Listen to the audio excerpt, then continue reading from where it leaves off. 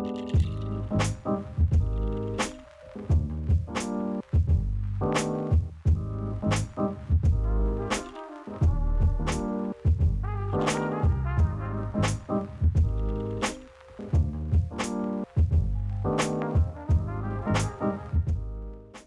and welcome, everybody, and welcome to Killing the Church, a conversation with Bradley and Seamus, where we talk about issues that are either killing the church or things that should be killed in the church. I'm here today, of course, as always, with my compatriot Bradley. Yes. And my name is Seamus, if you didn't know. So, welcome, Seamus. Welcome, Bradley. Thank you for having me on the show. It's great to be here, man. I think it's worth explaining to everybody what is different about what we're doing. So the topic, once again, is still a controversial one. Of course. Just like last week's was controversial. Yeah. This one may actually tick a lot more people off. I'm actually anticipating way more blowback for this one. Yes. Even though I think the last one, the tongues one, is way more offensive. Yes. But for this one, for some reason, really grinds people's gears. Well, it's because most of Christianity agrees with us about tongues. Yeah, it's true. This one. However, this one, you get the tongues people and the rest of Christianity that disagree with us. Everyone hates you on this one. Yeah, all things are against me.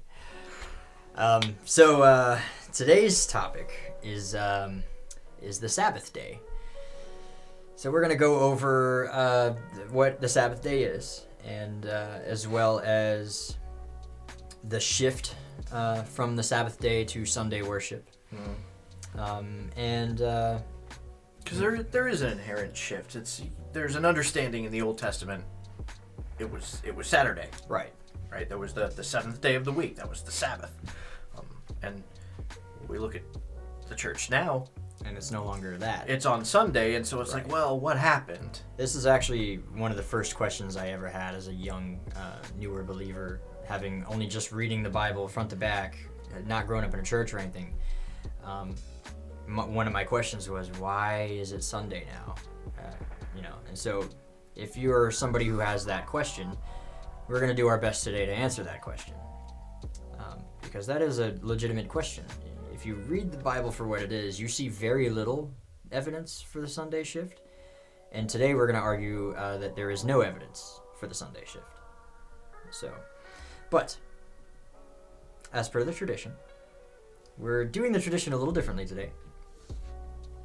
Because it is about the Sabbath, which we honor.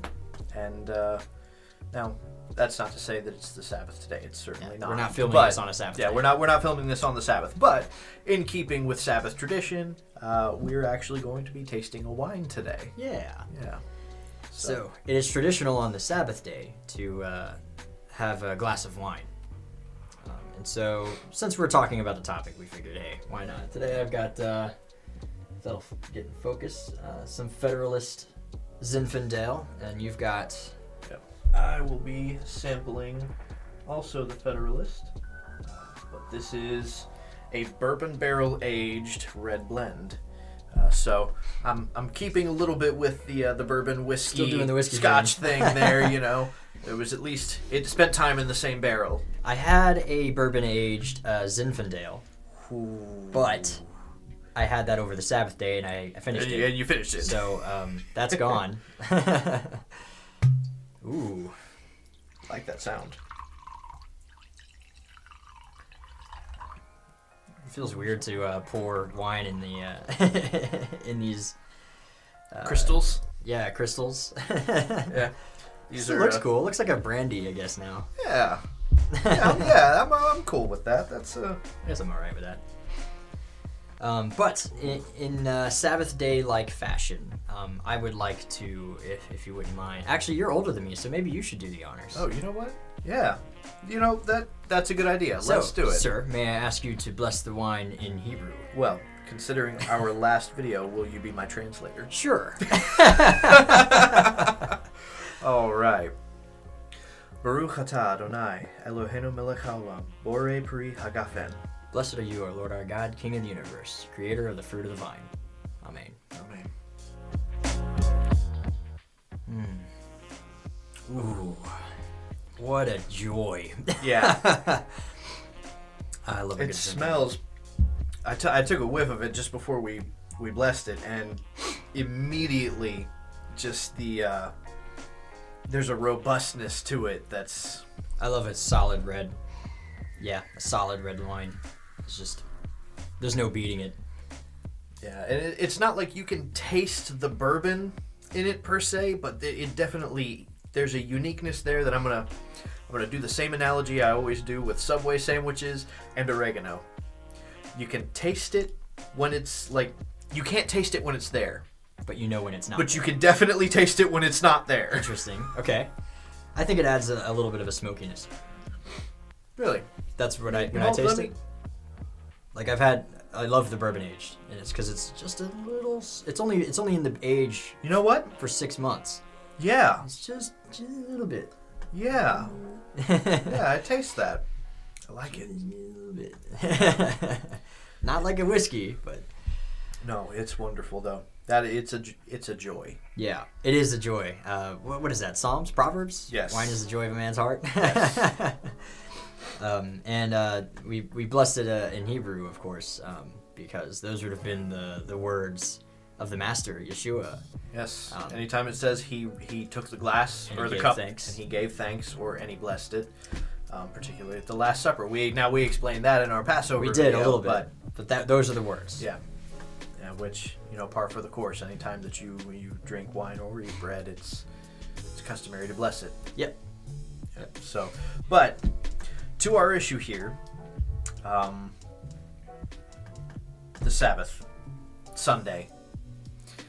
One we know there's a precedence for, even up into the New Testament. We know that even Jesus went to the synagogue on the Sabbath day. Mm-hmm. As did Paul. As Paul, it says, as was his custom. It says that of both of them, actually. So, if you use the Judaic form of exegesis that marries two similarly worded passages, it's like, well, you should put those together because it's a midrash. That's a midrash. It's it says of both of them, as was his custom, and went to the synagogue on the Sabbath day. So it was clearly important to them, right? So we have something different now. We have a completely different tradition. A whole society based off of it. As for the Sabbath, I think it's a good idea to establish where that starts. Just a brief overview. Yeah, just explain the Sabbath, what it is. Obviously, it's the seventh day of the week. Our 7-day calendar is entirely based on that, which speaks to the validity of the Bible in and of itself. I've never thought about that. And anytime that I get into a discourse with like an atheist as to whether or not God exists or the Bible is true, it's like, well, you explain to me the 7-day week. Why that? Why did humanity randomly settle on 7? One could say, I guess, that because most of the world was Christian, it just became customary. Yeah. You could make that argument. Maybe. But that's not what we're here to do today. Yeah, no, we're not discussing that issue. It's something that occurred to me. But we have a 7-day calendar. Granted, the work week starts Monday, and so if that's when you reckon your week, Sunday would then be the 7th day. But be that as it may, if you buy a calendar at the store, it still starts the week on Sunday. Right. And that would make Saturday the 7th day of the week, and we see that's the precedence in creation. No, yeah. Even most Christians would not argue whether or not the Sabbath day is on the 7th day, as Saturday as we know it. It's just the shift that happens later on in history. Mm-hmm. But I think a good place to start is just a general overview of what is the Sabbath day. Obviously we see it first appear in the creation narrative. Mm-hmm. And in fact, just to start with that, in Jewish writings, the sages and Mishnah, Gemara, what have you, the recognizing and practicing the Sabbath day is a witness to the 7-day creation. So you are partaking in a covenant with God and stating that you believe in a 7-day creation, essentially. Mm-hmm. But so obviously it begins at creation.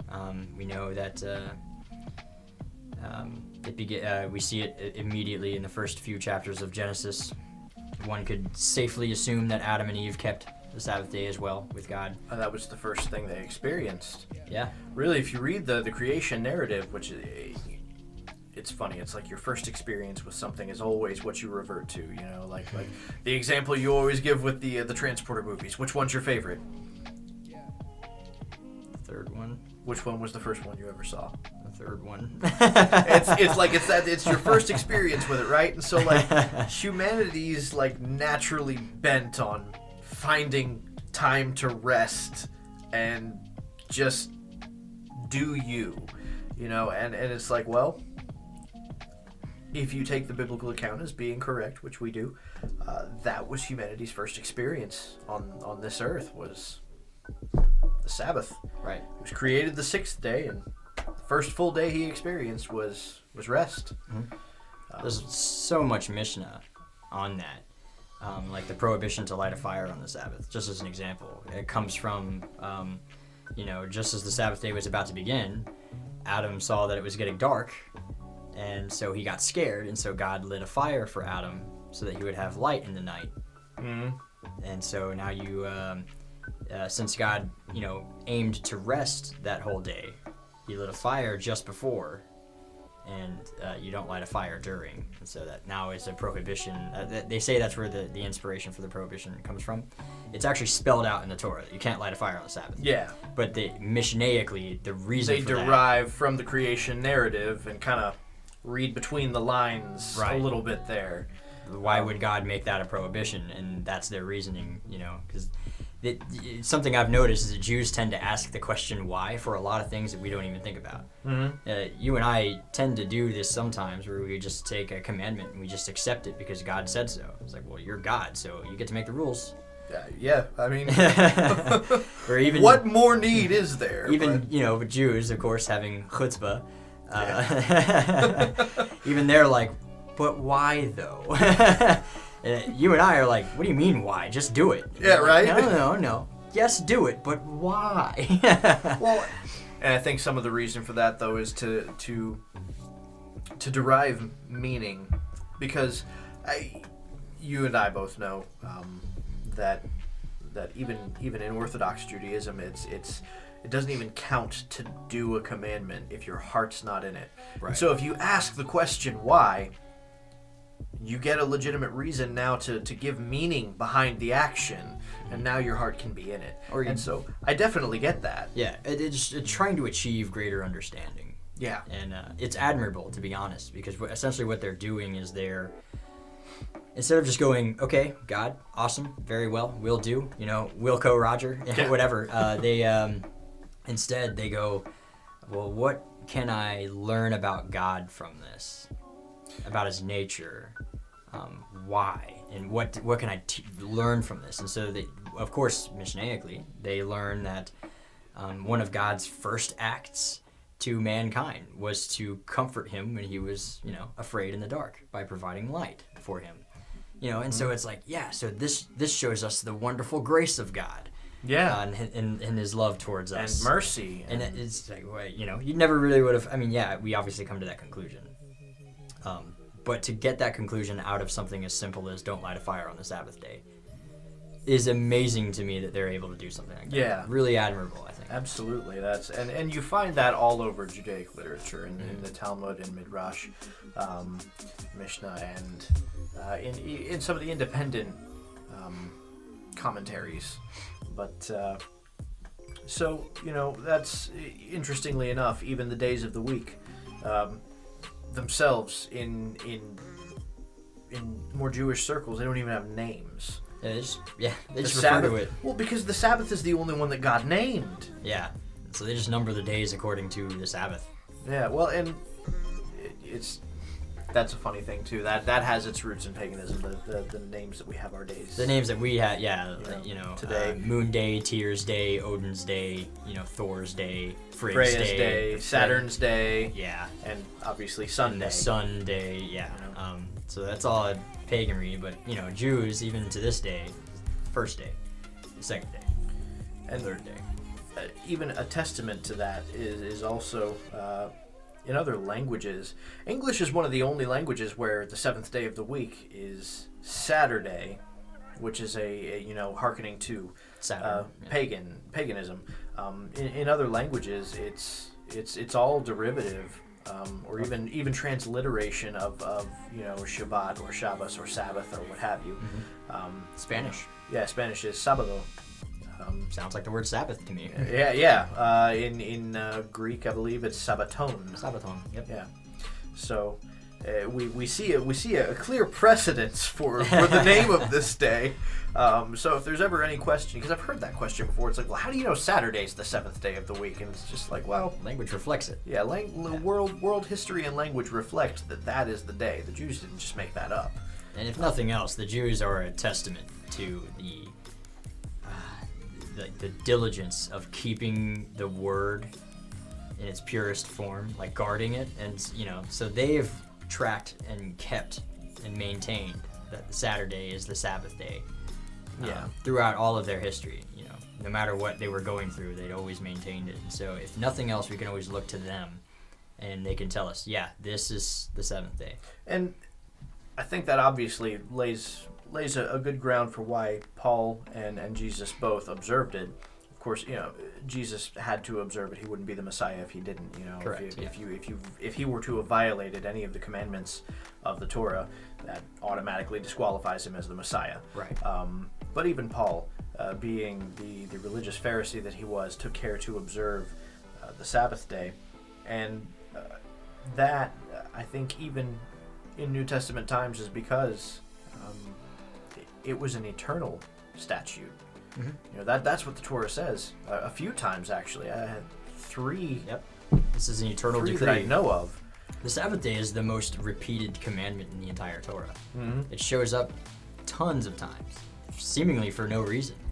I know I can come up with at least 2 examples where right before it gives the instructions on how to build a tabernacle, remember the Sabbath day, keep it holy. Here is how you build a tabernacle. Remember the Sabbath day, keep it holy. And so that's just an example where it comes up twice within a few chapters. And that's where the Jews have derived the 39 melachot. Yeah, the prohibition. Yeah, the what you can and can't do on the Sabbath is right. Because he said remember the Sabbath day before giving these instructions, and immediately after these instructions he said the same thing. So it's like, okay, well, clearly we can't do these instructions. Yeah, whatever's in the middle, we can't do these. Yeah. He sandwiched it. And he does say that it's eternal, and eternal, as we know, is forever. I mean, you don't need to explain that word. It's even in the new heaven and the new earth. In Messianic prophecy, the Sabbath day is in effect during the Messianic era. Absolutely. So, even in the world to come. Well, and I think Jesus even makes a defense for this. When questioned about the issue, and he says, the Sabbath was made for man, and not man for the Sabbath. And while that has its own meaning, of course, contextually, it fits a certain way into the passage. Right. But to take that first statement, because as we know about the rest of Scripture, words are not used haphazardly. Yes. They're deliberate and they're specific. And so what did he say? He said Sabbath was made for man. He didn't say the Sabbath was made for Israel. Doesn't say that the Sabbath was made for the Jews. The Sabbath was made for man. The Sabbath was made for mankind. And where would he derive that from? It predates Sinai. It does. That started at creation, the first man. Because to address that, because one of the common arguments that Christians typically use is that well the Torah is for the Jews only. And that's fine, but it's still one of the 10 commandments. And so even if the 613 commandments are for the Jews only, which I disagree with, but let's accept that premise for now. If that's the case, the Sabbath is still one of the big 10, and it predates Sinai. The Sabbath is quite literally one of the first institutions, and then the very next institution is a kosher law: don't eat this apple. Interesting how those followed each other, But to that point, yeah, it predates Sinai. It predates the Jewish people. It predates Israel. It was an institution that long existed, and it was designed for all of mankind. So even if we accept that premise, that's fine. Gentiles, Christians, or alike should all still be keeping the seventh day as the Sabbath day, if nothing more than the fact that it predates. It is a part of creation, the creation narrative, and it is a witness. You are bearing witness in your belief in God's creative power. Well, and I think we even see a precedence for the Gentiles observing the Sabbath in the New Testament as well. I was going to go there. Yeah. Acts chapter 13, specifically, we see Paul speaking in a synagogue on the Sabbath. And that's one of the examples where it says Paul, as was his custom, went to the synagogue on the Sabbath day. And it specifically says that there was a mixed multitude there. There were Jews and Gentiles in the synagogue on the Sabbath day, hearing Paul speak. So it's not, the context of the passage is not like, Paul was a new speaker talking about something new, and so Gentiles automatically got interested and decided to just randomly go to the synagogue on that day. No, these were Gentiles who were already of a mind to believe in the God of Abraham. They were already, they called them devout men. We've addressed that before. The three groups. God-fearers. Yes, God-fearers. The Gentiles who, for one reason or another, could not convert to Judaism. Or either didn't make that step yet, or they hadn't made that step yet. Couldn't. But they were at the very least, they had already decided that the God of Abraham was the God they wanted to serve. And so they tied themselves, at least in that aspect, to the Jewish people, more or less, so as to raises another question. What religion would they have come to? Judaism. Christianity wasn't around yet. It doesn't really even show up until the late 1st century, early 2nd century at best. Yeah, the word Christian is referenced in the New Testament. I know that, but it's derogatory. It's not something that they called themselves per se. It was meant to be an insult. Yeah, they were. Well, even Rome acknowledged the new believing body at that point as a sect of Judaism. Right. The Roman government were like, yeah, they're Jews, because in practice, they didn't look that different. Clearly, they went to the synagogue because there weren't churches at that point. Where were they going to go? Yeah, where else did you go to learn and read the scriptures? The Messiah was a Jewish Messiah. Absolutely. So yeah, good. If you had somewhere to go specifically. No, I was opening it to Acts 13. I didn't know if we were going to read through it or not. If you want to read, I think the specific verse. Let's see. No, I don't have a specific verse. And it's not a problem.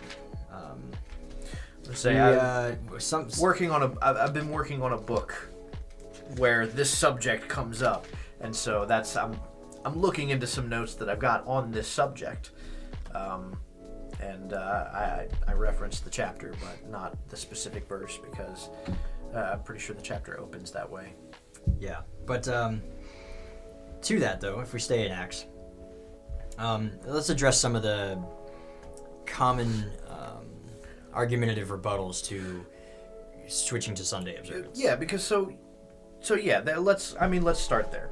We know that Jesus and Paul both observed the Sabbath, and we know that the Sabbath was the precedent prior to the New Testament Christian Church that would be referenced. It develops here. in the 4th century. Yeah. So, is there a precedence for a change from the Sabbath to Sunday that can be found in the New Testament? So, I will say no. You would say no? Nope, it's not there. But obviously, I agree with you. Right, but obviously we're going to go ahead and address common ones that are used by Christians that are in the New Testament. First one is Acts 20. Since we're in Acts, I figured we'd stay there for now. Absolutely. And it's like verse 7. On the first day of the week, we assembled to break bread. We assembled, past tense, to break bread. Paul spoke to them, and since he was about to depart the next day, he kept on talking until about midnight. Yeah, let me get there, because I would really like to read it in my translation here that I've got. Today I am reading the King James Version, and not without reason. I am by no means a King James onlyist. But I do appreciate the translation for two specific reasons, and I'm sure we'll end up doing a video on this. But the King James is poetic. It's it's Shakespearean. It was meant to be heard. Yeah, it's flowery, it's pretty sounding, and for me, it's easy to remember.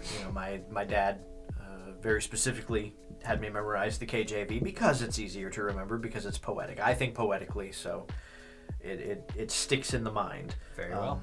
But the second and probably primary reason that I appreciate the KJV is because of its intellectual honesty that isn't really found in many other translations. There may be a few, but none that really jump out at me off the top of my head. As far as this particular thing that you're about to say. Yes. Yeah. Yes. So, let's see. It's in verse 7. Verse 7. Verse 7. So, as you read, upon the first day of the week, when the disciples came to gather to break bread, Paul preached unto them, ready to depart on the morrow, and continued speaking until midnight. So, why I like the KJV is any of you at home who have a KJV, open it. Digital copies won't have it. I've noticed digital copies don't have this. Yep. The word day is in italics. It's more squiggly looking. It's prettier looking than the other verses. It's not so rigid looking. Italics. Yeah. Yeah, you don't have to explain the word italics. Some people don't know, man. Well, you'd be surprised. Hopefully our audience is more of the intellectual type. So, the way that the King James Version was translated and the way it's printed is this. The words that you find in italics are not actually in the text. It's a scribal addition. It's a scribal note. They say intended to give context or to help understanding. More, and a lot of times that's true, but in many cases it's actually just to promote an agenda. So the word day is not actually in this passage. So as it would actually read without the italics, it would say, upon the first of the week when the disciples came together to break bread. Okay, so now what is the first of the week? That's Obviously Sunday is still the first day of the week, but what is the first of the week? Saturday night. Saturday night. Why Saturday night? Because I think we've briefly went over this before, but in a Hebrew day, in a biblical day, a day in the Bible begins at sundown. It's a lunar calendar. Right. And that comes from, Genesis. There was evening, there was morning, one day. The first day. It's not the first day, it's one day. Yeah. Or day one, really. Yeah, day one. Day one. So the day begins in the evening, and then the next day begins at the next evening. And so they would have been meeting. They would have, Saturday night, Sabbath day night. Once the sun goes down and there are 3 stars, once the sun goes down and there are 3 stars in the sky, they would have poured themselves a glass of wine, blessed it, as we've done here. And then they would, they're already together. They broke bread, they blessed wine. So why not have a lesson in it, Absolutely. It was commonplace. It's important to note, too, that after meeting at the synagogue, okay, it's commonplace for families to get together. Yeah, you're there. Hang out. Yeah, hang out. Got the rest of the night for yourselves. Hang out, and especially do what we're doing here. Have a discourse on Scripture. Yeah. That's what the day is for. Right. So why not? Synagogue's not going to last all day. We actually do this. At the end of our Sabbath day, we usually meet up with our own Bible study group. We do. We have an independent and group we do Havdalah. We separate the Sabbath day, and then we have a lesson, and we usually go till about midnight. So we do. I didn't realize that, but we do. It's really cool. So really, this passage is not as intense as you hear it preached a lot in church, where where it's like it was 10 o'clock in the morning, and Paul preached straight until midnight. Nope. No, that's not how that works. It's like 10 o'clock at night, and that's when the Sabbath ended, and 3 stars were in the sky, so you could because by 3 witnesses. Yep. And they would have been slow to say goodbye to the Sabbath day. You're not supposed to rush and wait. Stare up at the sky, and you're like, 3, okay, done. You're not supposed to do that. Call the pizza guy. Yeah, no, it's supposed to be more like, oh, wow, it's getting kind of dark outside. I guess the Sabbath day must be ending pretty soon. Yeah, we'll give it a little bit, Yeah. And a Sabbath day in a Jewish mind is 25 hours. It's not a 24-hour day. It's a 25-hour day. That extra hour is tacked on at the end. Yep. So usually the sun goes down and you're like, yeah, whatever. It's over when it's over when I say it's over. Yeah. Yeah. Well, almost 25 and a half. On some of the apps that dictate, or even if you look that show you when the candle lighting times are. Yeah, that show you when candle lighting times are. It's like, on Friday night, it's actually like half an hour to 20 minutes early prior to sundown. Yep. And then it's like an hour. hour. It's like an hour after sundown. To end it. We see that happening in this passage. So it's not Sunday at this point, and Paul isn't even saying this is the day to do this. It's just par for the course for him at this point. Yeah. The Sabbath ended. We're together. Why not teach? Why not speak? Yeah, I'm here. Let's talk. Yeah, exactly. The Sabbath day is not. You would have lessons on it, sure, but it was more a day of just relaxing and prayer. But even the prayers on the Sabbath day were shortened. So like the 3 daily prayers are the Shemona Esrei, the Amidah. They're the 18 benedictions, the blessings. They're a little lengthy. I mean, the blessings themselves are short, but the whole thing is like you're standing there for maybe about 5 or 6 minutes, praying to yourself silently for this. And for the Sabbath day, those prayers are significantly shortened. It's not that you're not supposed to pray on the Sabbath day, but the idea is that you're supposed to spend more time in relaxing and in community than you are to be in silent prayer all day. Mm-hmm. Because the Sabbath was made for man, man was not made for the Sabbath. So it was, you could have lessons on the Sabbath day, and that's fine. But it wasn't super commonplace. Usually you would just spend the whole day at home with your family. You'd show up to the synagogue to pray for a little bit and maybe commune. And you'd go back home and spend all that time with your family. Then you would eventually go back to the synagogue for the Havdalah, for the end of the Sabbath day. And then after that, you would that would be the time to have the lesson, because now everyone's there and everyone's, just hanging out and listening. You spent all day with your family, so now you have this extra time. What are you looking at? I'm looking again at notes that I've got on this subject. Yeah, from your book that you're writing. Yeah. Because this is kind of working around to another verse that. Is it the Corinthians one? No. It's not actually. It's another verse and another reason that a lot of people would say that the Sabbath day or the Lord's Day was changed from the Sabbath day to Sunday, and that probably one of the more common ones that I would hear actually is that's when Jesus rose from the grave. Right. Yeah. Right, and so that obviously is a much greater occurrence. That's a substantial event that would merit some kind of a change in some people's eyes, and that's understandable.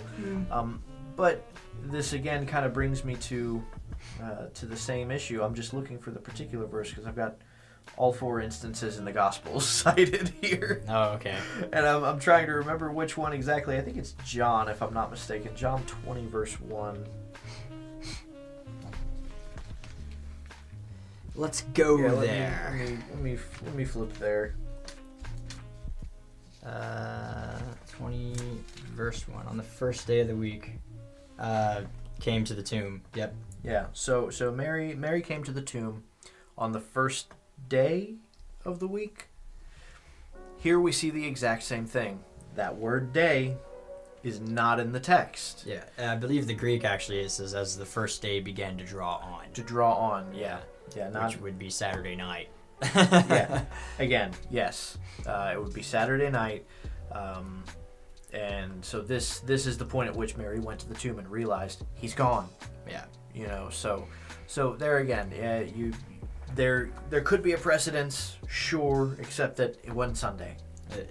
He rose on Sunday, because she would have gone at least an hour after the Sunday had began. Yeah. So there'd have been a waiting period before going there. And so yeah, he rose on Sunday. I accept that. Sunday when it first started, when it was dark. All that means to me is he rested on the Sabbath day. Yeah. Yeah. Think about that. But him rising again on the first day of the week, really not Sunday morning, Sunday as it began. So, really, if you wanted to do Sunday church the right way, if that's going to be your reason, you need to be meeting Saturday night. You need to meet Saturday night, have Havdalah, and then, which is fine. We do that now, actually. Yeah, absolutely. But no, so we see there the same trouble with that reason is the same one as in Acts 20. First of all, the word day is not there, which when you remove it from the text itself, because it's not there, it gives you a better context. So the first of the week, what does that mean? Saturday night at sundown. Mm-hmm. Okay. But this brings me to the third line of reasoning that I've typically gotten when discussing this issue. That's typically how it goes. You ask somebody, well, when did it change? The first thing they'll typically point to is actually this passage in John. Mm-hmm. And then when you've explained how that's incorrect, then they go to Acts 20. Well, Paul, he taught. Right. And then when you explain how that's not correct. We even explain that there's still no precedence for a change. There's nowhere in either of these passages has anybody said, okay, now it's going to change. Because it's one of the Big Ten. Yeah. If you're going to change one of the Big Ten, you better have a good reason for it, and you better be very plain about it. There better be an authoritative statement. And also, declaring. It needs to have been prophesied previously. Yes. Because you need to set a precedence for something like that if it's going to happen. Like, you'll know he's the Messiah when he changes the day of worship, which would be blasphemy. First of all, no prophet would ever say that, because Deuteronomy 13. Yeah, Deuteronomy 13. if Yeshua came and taught anything other than Torah, then he would have disqualified himself as the Messiah. So first of all, it's just false prophet, first sign of one. But that would be the only way to set a precedence for a change, is to at least have some sort of prophecy indicating a change, which is not there. Mm-hmm. And in the New Testament, we don't actually see any change in practice. The practice is still the same. One of the Paul collects money on the first day of the week.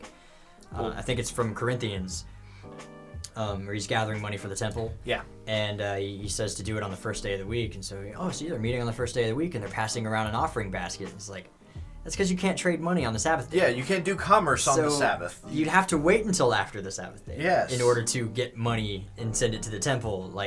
Yes. So we still have a Sabbath observance precedence here. Yes. And that's, so it's worth noting, the idea of work, the idea of commerce, all of these things. You and I, we've tried to launch a few different projects to put this kind of information out there.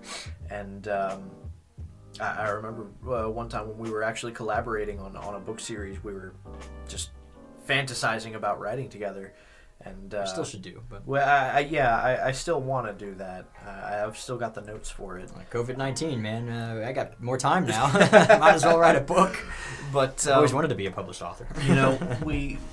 We tried once on a Friday night, because that was the only night that week that we were going to be able to get together and do it, and it just didn't work. Yeah, we couldn't make it work, and that was kind of where we just decided, look, this is obviously not something we should be doing, because we do intend on profiting from this. And so and even this, what we're doing right now, we have made we've set aside time. Yeah, we've set aside time apart from the Sabbath to do this. We don't do this on the Sabbath day. We're doing this actually on a Sunday. Yes. On the first day of the week. First day of the week. Because both of our jobs are closed on Sunday, so and it's convenient when you have the weekend off.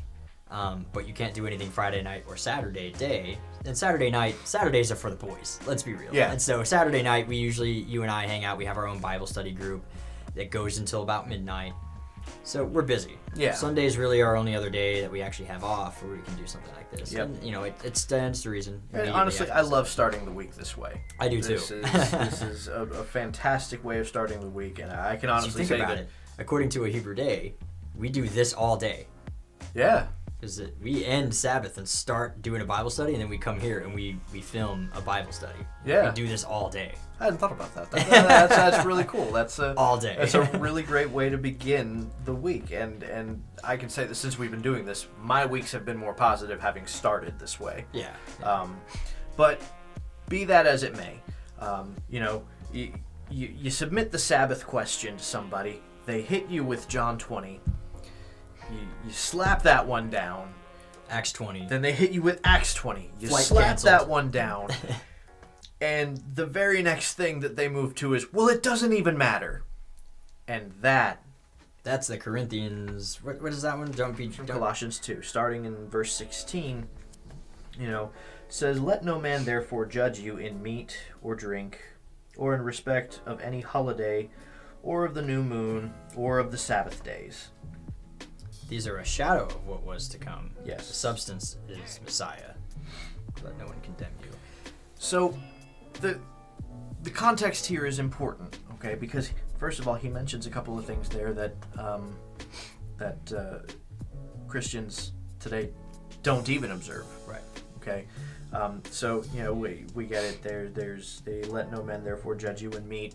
That's another discussion to have. That's which the kosher discussion. I say we make that our next discussion. Because it just kind of flows. Right. Or drink, which is funny because a lot of the same people who would use this verse to say, well, the kosher law is done away with, also believe that drinking alcohol is a sin. But this verse says not to let people judge you for that. Well, they would interpret it to mean like that don't let them judge you because you abstain from drink. But now you're shifting goalposts. What we're actually about to do in this verse is explain better that, because a lot of people, what they mean is don't let anyone judge you in your not Sabbath day observance.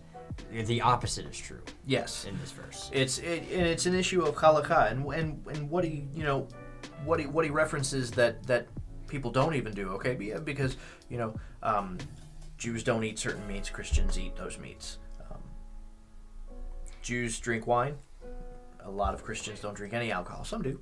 Some have a more moderate understanding of that subject. Jews have their holidays. Right. They adhere to the biblical holidays, and Christians have their holidays. We've already done an episode here on the subject of Passover and Easter, and the difference between those two. The new moon. That's what throws this verse off. If you're using this as a defense for it doesn't matter, well, he mentions the new moon. This is something that Jews observe, and you don't even have a substitute for that. You don't even have an alternative for that. You just don't. Right. So there's an inconsistency in reasoning if you're using this verse to mean what you think it means. Right. Okay. But if Paul is talking to a bunch of Gentiles who are practicing Judaism, and they're being judged by their fellow Gentiles for being Jewish. Yeah. Or even I've heard this verse even interpreted to mean a difference in halakha. Mm-hmm. Which that's important to explain. So the command is to observe the Sabbath day. It's to observe the festivals, and there's a certain model that all of them are given, absolutely. But there are certain little nuances and little details that different individual communities have. You go to one Jewish community in one state, and they will have their own tradition. They will do all of the things that the Bible outlines specifically you're supposed to do. Right. And then there will be a few just some small different little things minor details that they Yeah. do. And then you go to another Jewish community in another state, and they may have a few different, little nuances to their observance. They'll still observe the baseline. Right. Okay? There's just a couple of different things. And so I've heard this verse interpreted to me, look, don't let anybody judge you for not observing their halakha. As long as you're doing the baseline, you're good. Yeah. Which I still don't entirely agree with that particular, but that's a much better argument. Yeah. Than the normative Christian argument that it doesn't matter what day you celebrate the Sabbath on. No, that's not what he says. He says, don't let anyone judge you for the Sabbath day. Yeah. He's not saying, don't let anyone judge you for Sunday worship. Yeah. He says, let no man judge you. Let's see, verse 16. Let no man therefore judge you in these things. Yeah. In other words, because you're doing them. Not in the matters of, because that's first of all, that's not the way that this reads. And I actually really like this particular passage, as it connects immediately to the book of Hebrews. Whether or not Paul wrote that is still in dispute, but the wording here is very similar, because these things are a shadow of what is to come. Now, the heavenly temple and the priesthood and all that, these are all just a shadow. And here he says, but the substance is the Messiah. Mm-hmm. And so he's actually encouraging. He's like, look, you keep the Sabbath because it is a shadow of the Messiah. Mm-hmm. The substance is the Messiah. These things are a shadow. Don't let anyone judge you for that. And then in Hebrews, same thing. You know, the whole covenant temple process is a shadow of the things that are in heaven. Something to look forward to. Absolutely. And, you know, really it feeds right into even end times prophecy. If you accept that, you know, the small can be extrapolated to a grand scale. I know it's not extremely popular within Christianity, but there are some schools of thought in Christianity that accept the idea that the earth is young. Mm-hmm. Okay, with the modern age, modernism has become more popular even in Christianity, and so there are Christians who still believe that the earth is millions of years old. However, there are still some that accept that the earth is much younger. Right. You know, somewhere around 6,000 years. Yeah, 6,500 and something. Yeah, so you know we're almost there. Yeah. So if you accept that there will be a millennial reign, there's going to be a 1,000-year reign at the end of the world, then these first 6,000 have been, you know, the week leading up to the Sabbath. That's the 1,000-year rest. Yes. Yeah. The 1,000-year Sabbath. Yep. You know, lucky number 7 there. And so, you know, again, like you even said, even during that period, the weekly Sabbath will be observed. Yep. That's something that we And see. the holidays will be observed. In Zechariah, it says specifically that Sukkot will be observed. Yes, And which, Festival you know, of Booths. that's going to be lit. Yeah, yo, I love Sukkot. I am going to the mountains this year. Yes. Whether you come with me or not. Oh, no, I'm going. I'm already telling you I'm going. Yeah, yep, and we will have fine wine. Yes. The finest. Only the finest. And that's actually what I love about the Sabbath is it kind of gives me, in order to keep it holy, right? Because the commandment is twofold. Remember the Sabbath and to keep it holy. So there's actually 2 commandments in there. Mm-hmm. So how do you remember the Sabbath? That would be something simple. Just think about it. You know, often day 1 of the Sabbath was actually something common to do in Judaism, is to think of the days as they pertain to how many days until the Sabbath. Mm-hmm. And then... Or how many days from the Sabbath. Yeah, or they would buy something and they would save it for use for the Sabbath, and so that would be them to remember. And then to keep it holy, that's obviously to make it sanctified, to set it apart. Or even, I know one practice also was to live on as little as possible throughout the week, so you can Friday, splurge. Yeah, that's your cheat day. Your day of preparation for the Sabbath. Carb you blowout. Just blew it on the most lavished meal you could have, specifically for the Sabbath. It's a royal day. Absolutely. It's a holy day. And so, yeah, I do this thing where I will, throughout the week, I'll browse through the wine section and find the finest, expensive, really nice wine, something that I look forward to trying.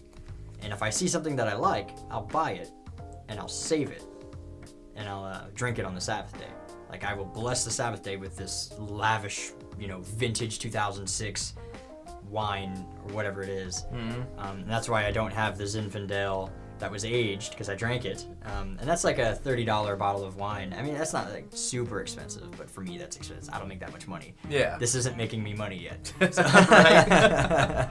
But within my budget, I try to, you know. A lot of times we get together and you know, obviously before the sun goes down, we light a grill, and we will try and have, you know, some really nice quality steak, some good thick steak. Yeah. And great cuts of meat, like custom cuts of meat. A $30 slab of meat and a $30 bottle of wine. Yes. Cook it all before the sun goes down, and then sun goes down, light the candles, bless the wine, eat the steak. To do it. And we live like kings. Yeah. You know, and then to have a double portion on top of that. Yeah. You know, like I said the other night when talking about this, you know, you have that extra plate, have that second glass of wine. Yeah. You know, but it is supposed to be a joyous time. Yeah, Obviously, days if are you so have a long. problem with alcohol, don't even have the first glass of wine. Do grape juice instead. Right. Obviously. Yeah. That's a stumbling block for you. Don't. Yeah. We don't condone alcoholism. Would never at all. encourage somebody to put themselves in harm's way. We're not saying go out on the Sabbath day and be drunkards. We ourselves are careful. Yes. Of that thing, and that's wine. It's wine you can get drunk off of no easier than beer, but it is wine, right? You usually tend to sip it a little slower. Yeah. And one bottle is nobody like 4 chugs glasses. wine. Yeah. No. Yeah. It's actually, I heard a comedian once explaining, his experience being carded while trying to buy wine. How dare you? Yeah. He was offended, and the clerk is just like, "What?" He's like, "I'm not offended that you thought I was young. I'm offended that you thought somebody underage would buy wine." Yeah, we'd be trying to Show up to the party like, "I got some Chardonnay." Like, it doesn't make sense. Is Infidel up in here? I thought he said sangria. It's like, Was it sangria? I don't even remember. It's some brand, some type of wine. The joke still stands. Yeah, which there's validity to that.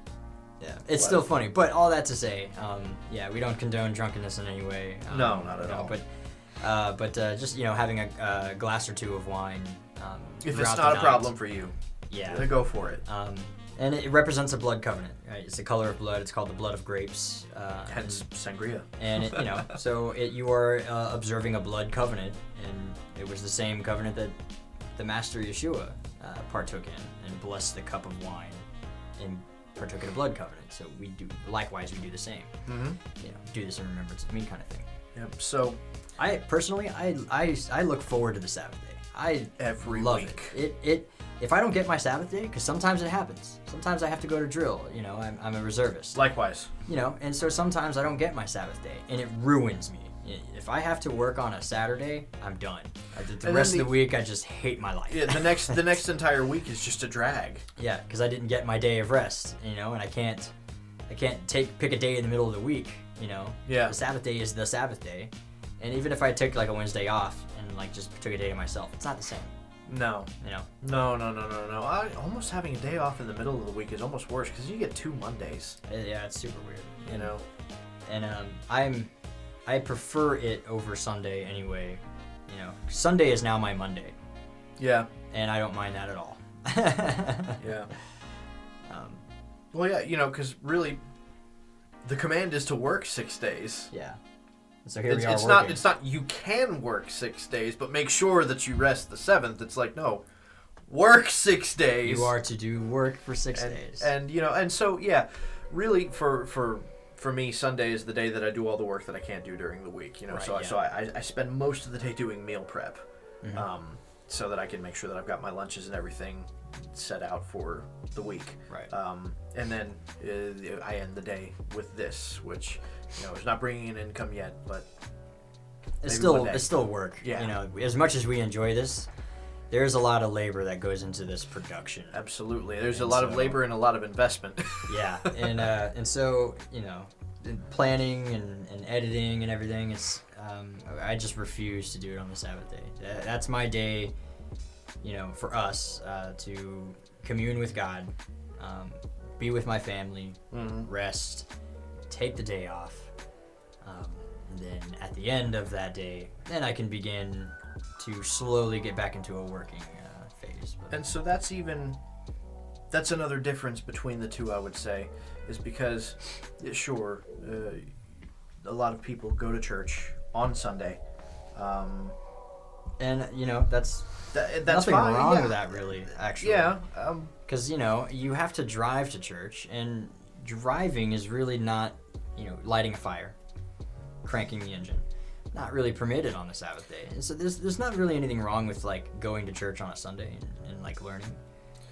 But to spend Saturday, out spending money or working or, Well, that's really what I'm getting at, is if the Sabbath was changed to Sunday, then why aren't you observing it the way that the Sabbath is supposed to be observed? Yeah. Why? So even if you could justify the change, you still don't do the Sabbath day. Why do we immediately leave church and then go out to lunch, Ruby Tuesdays. Yeah. And then not tip the waitress. And eat a shrimp burger. That really is another crime all on itself, another subject. But yeah, if you ask any waitress who's ever worked on a Sunday is apparently the worst day for tips, and that's a tragedy. But again, you shouldn't have been out in the first place. If you're going to say that that's the new Sabbath day. So. If you're going to submit that the Sabbath day was changed to Sunday, then at least treat it like the Sabbath day. Yeah. I would not fault you in observing the Sabbath day on a different day because you thought it was a different day, but you still kept the precepts. Yeah. I wouldn't fault you for that. Yeah. But you don't, this is going to offend some people, but you call it the Sabbath day, the new Sabbath day, or the Lord's day, which is the wrong use of the word, but you don't treat it like a Sabbath day. You treat it like every other normal day except that you go to church. You immediately go out, you spend money, you trade. Some of you even go right back into work. Or, doing laborious things. You're not, by no means are you observing it as a Sabbath day. And so, just own it. Or you go hunting. Yeah. Well, in some states, it's illegal to hunt on Sundays. That is true. Yeah. In some states there are, and that's... Which actually... I respect that. That's fine. I hate that. But... Okay? Because I can't hunt on Saturday. Yeah. So my only day to go hunting is Sunday, and as a Jew, it's like, man, it's Monday for me. Let me go kill something. But on that, the idea of killing something on what you think is the Sabbath day... Yeah. That's harsh, man! But... So clearly, there's no precedence in the Bible, Old Testament or New, for a change in the Bible between Saturday and Sunday being the Lord's Day. So we see in the Old Testament it's eternal. We see Yeshua and all the the Apostle Paul, disciples. all of the disciples. We see there's a precedence for them keeping the Sabbath in the New Testament. We don't see a precedence for anything else. We don't see a split historically from the Sabbath day until the 2nd century. So that's kind of when the digression started then. The 2nd century would be that would be the point at which some started to worship on Sunday as opposed to... Well, you have a couple of things going on. You have this brand new sect of Judaism that is a lot more zealous than usual Judaism, normative. Most Jews aren't out there trying to make converts. This new sect is going out there and, teaching Gentiles. Yeah. So it's a threat to the Roman authority. As you're basically saying, Caesar's not God. God is God. Jesus is the master. He's the Messiah. So, stop worshiping Caesar. It becomes a threat to the Roman government. Jews are protected by Roman law. And these Gentiles are converting, but not like fully converting to Judaism. So they stop practicing Roman law, but they're still not protected by Roman law because they're not officially Jews, not recognized by the state anyway. Mm-hmm. So they get heavily persecuted. They're this new thing. They're a threat to Caesar. Nero starts to kill a bunch of them, mostly because he was looking to pin the blame of all of his faults onto somebody. And this brand new sect of Judaism that's kind of weird shows up, and so he just starts killing them all. Correlation equals causation. And, history tends to repeat itself. Antiochus Epiphanes outlawed Torah observance. Likewise, eventually Rome begins to outlaw Torah observance entirely. And after the destruction of the temple, there was no longer a Jewish state to protect the Jews, and so, the Jews go underground, and the Christians start, taking on that Roman lifestyle to stay, because they're still Gentiles. This is what they know, and so this is what they start to keep it. So, you went over a lot of history real fast there. Yeah, because I had to. I don't have all day. I'm going to say, the particulars are somewhat important. I'd say probably the digression started originally with the Fiscus Judaicus, which that was instituted in 70 AD? 70 is the destruction of the temple. The Fiscus Judaicus would have been after. But the Fiscus Judaicus being a tax on being Jewish if you were not Jewish. Right. If you were not circumcised. If you lived like a Jew and you were not actually Jewish, they taxed you as something like 50% of your income for it. Yeah. So it starts to get bad. It was life or death, and so to avoid that tax, some believers maintained the practices, but on a different day. They didn't fast on the same days, and they may observe Sunday as opposed to Saturday to avoid persecution. That way they could say, no, I'm not doing a Jewish thing. Yeah, but I'm really doing a Jewish thing. They still believed in Jesus, but they were not practicing Judaism anymore, because Judaism sort of went underground for its persecutions, and Christians start to take on these practices in order to protect themselves. For a long time, it was both days were still honored. You had some who honored the Sabbath day and some who honored Sunday until around 321 AD. The councils of Nicaea. Specifically the Council of Laodicea. Council of Laodicea is when Constantine ratified into law that you had to honor Sunday. So he didn't outlaw the Sabbath yet, quite at that point. That did come later. Right. But like I said before, they begin to push things into law where it's like you're forced to keep one or the other. Yes. And so it's interesting because he actually refers to it as the Venerable Day of the Sun. Well, it's called Sunday. It's Sunday. It's so that is my question predominantly when people immediately go to the Colossians 2 passage. Well, it doesn't matter what day. Okay, now we've explained how that is an incorrect interpretation of that passage. But let's just give you the benefit of doubt and say that, okay, it doesn't matter what day. Why Sunday? Why that particular day? You had 7 days to choose from. Yeah, I mean... Why did you choose that day specifically? If the day doesn't matter, then why change it, Yeah. The same question applies in the opposite direction. Yeah. What's wrong with it? Why did we have to move it if it didn't matter? History explained as you did so quickly. I'll probably end up doing a video of just me doing like a lecture style of actually going through early church history. Yeah. So watch out for that video. I think that's sometime later on in the week. I think I'll film it, at least begin it. I was gonna say, that's when I mentioned earlier that we should probably start offering seminars if there's a church anywhere that actually wants to have us come and speak and present specifically church history like this digression. Yeah. It's important information that a lot of people I think would like to know, because that question comes up a lot, even in our study group that we do on Saturday nights. That's like the predominant question. The more that they're learning about church history and the way that things used to be versus the way that they are now, their number one question is, well, how did it get that way? And that's this subject. So the question why Sunday is because it's Sunday. That was the day that pagans worshipped the sun, and so it brought a sense of unity between two divided groups that were prominent in Rome at the time. It was easy enough to create a peace of some sort if you just said, hey, like, you people, I'm going to side with the pagans on this one. You have to observe their day. Which obviously the pagans would have been the majority in Rome at the time. Yeah, and when you give Gentiles who are uneducated in the ways of Torah, you hand them the scriptures, right? Inevitably you get misinterpretations, and part of that became the very anti-Semitic replacement theology, that the church is now the new Israel. And spiritual Israel. And so part of that history that I quickly explained is that they begin to change everything on purpose so that they would not look Jewish at all, because they're the new church. The church is the new Israel.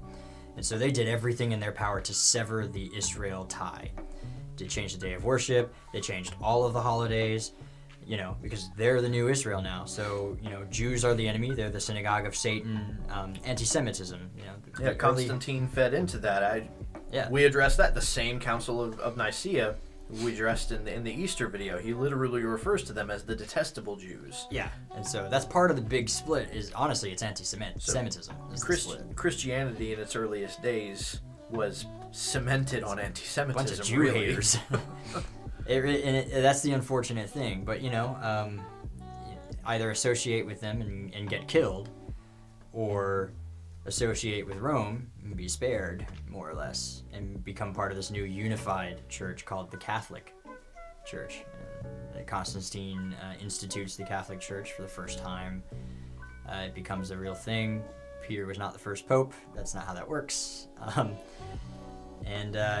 So again, it's going to offend some people to say that. But, if you believe that the church is the new Israel, that's anti-Semitic replacement theology, and it has no place in Scripture. Yeah, well, it's one of the questions I ask people a lot when the issue of covenants comes about. It's like, okay, well, who was the new covenant made with? Let's go to Jeremiah 31. Yes. That's it. It still says plainly, it's Israel. Now, I actually have had a pastor explain to me that, you see, first he says he's going to make the covenant with the house of Israel and the house of Judah, but then later he just says Israel, and that's God's transition into a spiritual Israel. That's what he's referencing there, and that's the church that he's talking about. I'm just like, well, no. Ezekiel. Yeah, no. The Valley of the Bones, the two sticks. Yes. Yeah, no, it's like, no, that's a prophecy of the Messiah's job, that because at the time Israel was a divided kingdom and he would reunite them. Yeah. But yeah, no, I think it's just it's one of the more dicey things for Christianity, especially since a lot of Christianity has positioned itself against Roman Catholicism. Mm-hmm. It's just like, well, you're still pretty Catholic. Yeah, if you keep Christmas and Easter, you're just Catholic's baby sister. Yeah, well, baby's daughter. Let's be real. Most other churches refer to other denominations as their sisters. The Catholic Church doesn't do that. They refer to the rest of Christianity as their daughters. Yeah, that's because honestly, your split from the Catholic Church wasn't very far. Yeah. Yeah, just a few things. You changed a couple of things, but you really didn't change that much. But, to drive that point home, if Yeshua were to walk into any of if Yeshua were to be alive today, which he is alive today, but if he were to come down to earth and walk among us today, he would find the nearest synagogue. Mm-hmm. And if he were to walk into a church, he would look extremely Jewish, and he'd probably be driven away. Yeah. He'd be ministered to. They'd tell him he needs to be saved. Yeah, they would tell him that he needs to be saved from himself.